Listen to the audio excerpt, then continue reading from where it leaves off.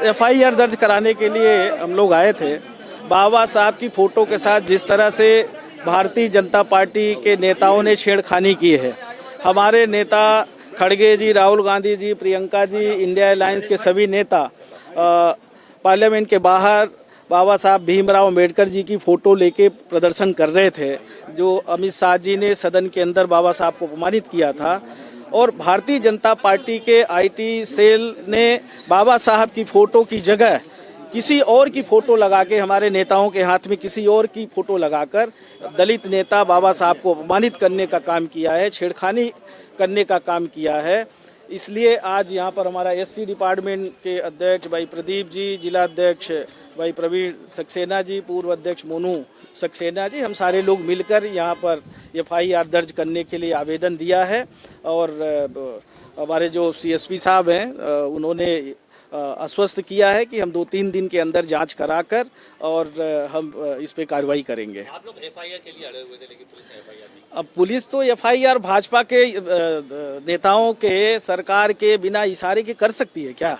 आप देखो ना, राहुल गांधी जी के खिलाफ जो राहुल गांधी जी भारत जोड़ो यात्रा करते हैं, मोहब्बत की दुकान खोलने के लिए पूरे देश में घूमते हैं, संविधान बचाने के लिए पूरे देश में घूमते हैं, जो कभी ऐसा कृत्य कर ही नहीं सकते हैं, उल्टा उनको धक्का मारा भाजपा के सांसदों ने, राहुल जी को, खड़गे जी को, अन्य नेताओं को धक्का मारा, और राहुल गांधी जी के खिलाफ ही एफआईआर दर्ज हो गया, क्योंकि अडानी के खिलाफ नहीं बोलना है, भारतीय जनता पार्टी का भ्रष्टाचार के खिलाफ नहीं बोलना है।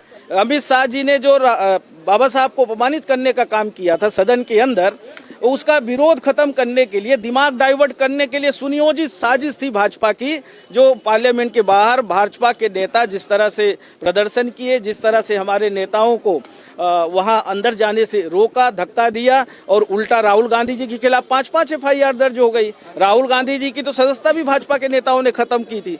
तो ये भारतीय जनता पार्टी की सरकार, जो राहुल गांधी जी कांग्रेस पार्टी के नेता, इंडिया अलायंस के नेता जो बोलते हैं कि ये संविधान को नहीं मानते हैं, आप ये देख लीजिए जो 4-6 दिन में जो घटनाक्रम घटित हुए हैं, ये उसका जीता जागता उदाहरण है।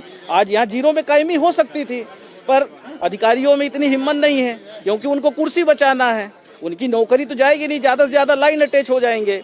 पर आजकल तो कुर्सी बचाना है अधिकारियों को, उनसे जो चाहो वो करवा ले भाजपा के नेता। यही चल रहा है हमारे प्रदेश और देश में।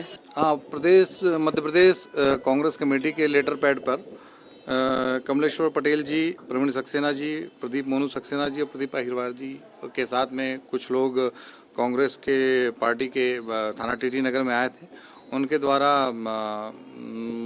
एक आवेदन प्रस्तुत किया गया है। उस आवेदन प्रस्तुत करने के बाद में उनसे जो बताया गया कि इसमें एक बार जो उन्होंने कंटेंट दिया है वह उनकी जांच कर लेते हैं और उसके बाद में उनको फिर अवगत करा दिया जाएगा। तो उन्होंने वो ज्ञापन और एक शिकायती आवेदन थाने में देकर फिर यहाँ से वापस चले गए।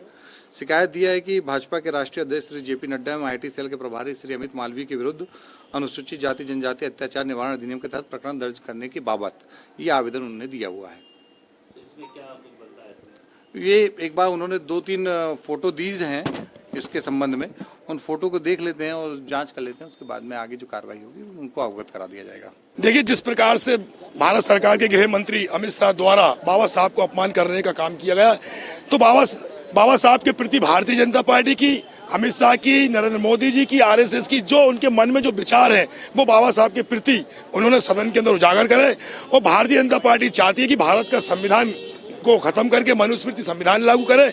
और मध्य प्रदेश ही नहीं, पूरे देश के अंदर बाबा साहब की हर जगह मूर्तियां टूटती हैं, कहीं पर भी किसी भी अपराधी के खिलाफ कोई कार्रवाई नहीं होती। और आज भारतीय जनता पार्टी के लोग भी बाबा साहब का नाम ले रहे हैं, जो कि झूठ है। और राहुल गांधी जी के प्रति जिस प्रकार से एफआईआर करी है कांग्रेस पार्टी के नेताओं के लिए, ये भी एक निंदनीय है। और हमारी मांग है कि अमित शाह जल्द से जल्द बाबा साहब को जो अपमान करा है उन्होंने, अमित शाह इसके लिए माफी मांगे।